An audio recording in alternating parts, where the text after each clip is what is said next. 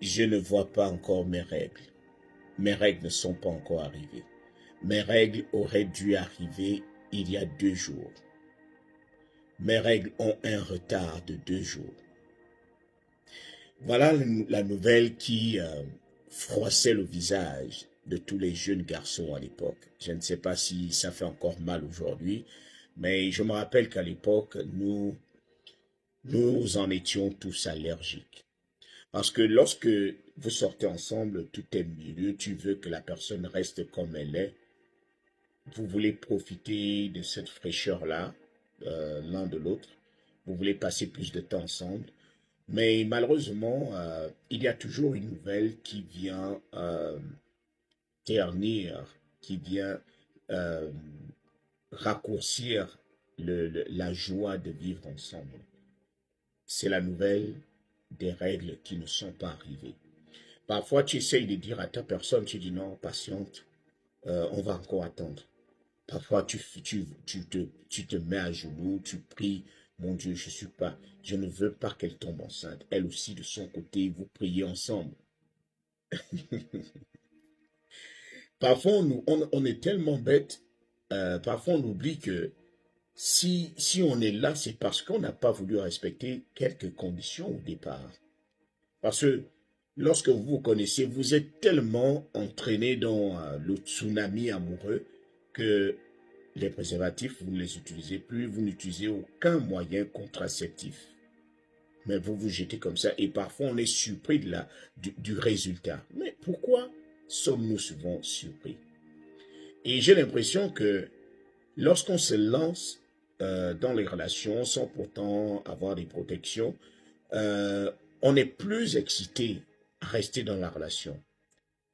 Parce qu'on se dit, une fois qu'on parle de préservatif, c'est qu'on est en train de vouloir euh, atténuer le plaisir. Lorsqu'on parle de moyens, des moyens de contraception, on veut atténuer le plaisir et parfois ça casse un peu l'ambiance. Et certains d'entre nous, à l'époque, on se jetait comme ça, en prenant des risques.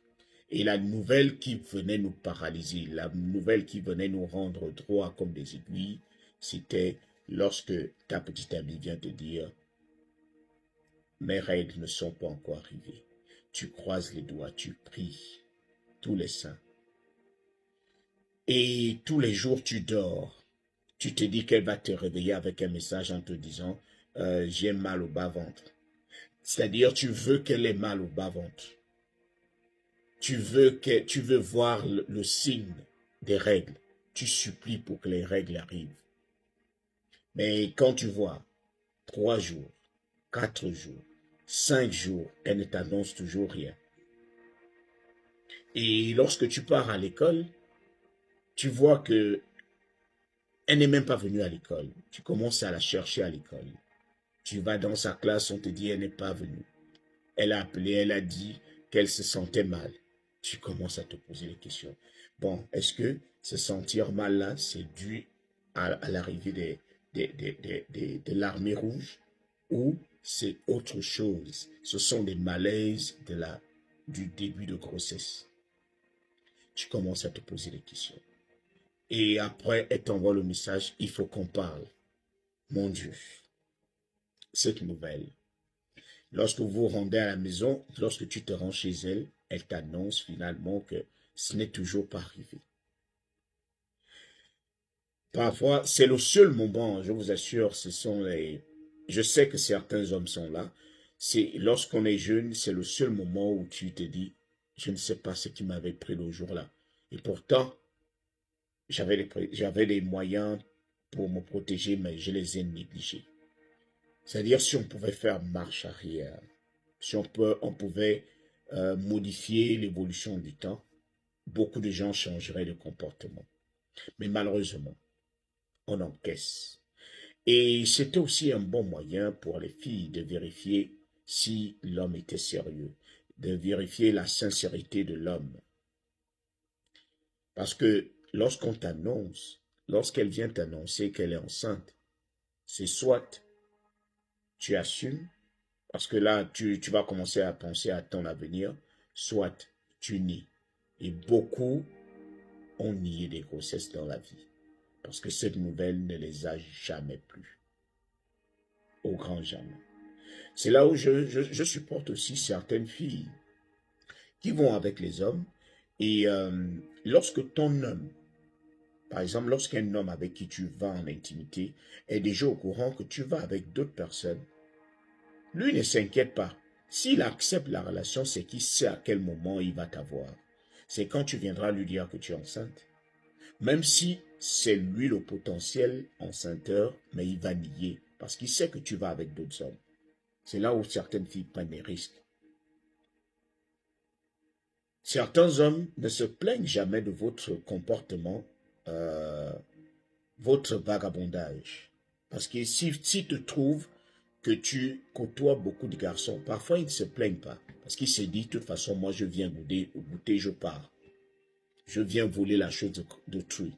Il sait très bien que tu vis sous le toit d'un homme, mais lui, il vient seulement voler.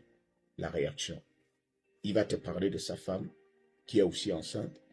Il va te dire, non, non, non, ma femme vient de me pardonner pour une infidélité. Je ne veux pas qu'elle apprenne cela. Et si c'est un jeune homme aussi, il va te dire, mes parents vont me tuer. Je ne peux pas, il ne faudrait pas que tu gardes cette grossesse. Jeune fille, tout est entre tes mains. Tu es comme un œuf dans cette affaire de rapport sexuel. Tu es comme un œuf. C'est-à-dire, si tu tombes sur le caillou, tu vas te casser. Et si le caillou tombe sur toi, tu vas forcément te casser. C'est toi qui décides. C'est toi qui as tout entre tes mains. Ne laisse pas un irresponsable monter sur toi. Et j'entends par irresponsable quelqu'un qui est fort pour monter sur toi, mais faible pour assumer les responsabilités. Quelqu'un qui ne pourra jamais tenir tête à ses parents pour dire « Maman, je reconnais, c'est moi qui suis l'auteur de sa grossesse. » Les hommes, lorsque vous faites encore les rapports, vous êtes encore en intimité et que tu es encore fraîche, le comportement qu'il a, c'est parce que tu es encore fraîche. Mais essaye de lui dire que tu es enceinte. Tu verras sa réaction. S'il t'aime, réellement, il va rester, il va assumer. Mais ceux qui viennent toujours avec de mauvaises intentions ne restent jamais. Ils ne pourront jamais assumer leurs responsabilités, quand bien même ils savent que ce sont eux qui sont à l'origine de la grossesse. C'est difficile. Ce n'est pas l'âge qui fait d'un garçon un homme. Il y a des hommes avec des esprits très jeunes qui veulent encore faire la vie. Et ils ont horreur d'être papa. Ils ont horreur des responsabilités. Il faut que toi, jeune fille, que tu saches comment choisir les hommes. Si tu trouves que toi-même, tu es encore incapable de t'occuper de toi-même, encore moins t'occuper d'un enfant, ne te lance pas. Ne te lance vraiment pas.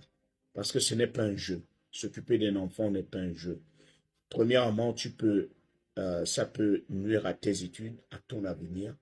Deuxièmement, tu prends aussi des risques. Parfois tu es exposé aux maladies. Et ce n'est pas quelque chose qu'on peut gérer facilement lorsqu'on est seul, si tu es abandonné par un homme. C'est à toi de savoir avec qui tu vas en intimité. Si tu es avec un homme qui est sûr d'assumer ses responsabilités, tant mieux. Mais si tu choisis des petits garçons, des hommes avec la mentalité de gamin, tu finiras seul et tu vas élever ton enfant seul. Mieux vaut que tu restes fraîche comme tu es là, sans encombrement. Tu ne penseras à toi-même, à t'occuper de toi-même, au lieu de t'occuper de toi, de chercher à t'occuper de toi-même et d'un autre enfant. C'est toi qui décides.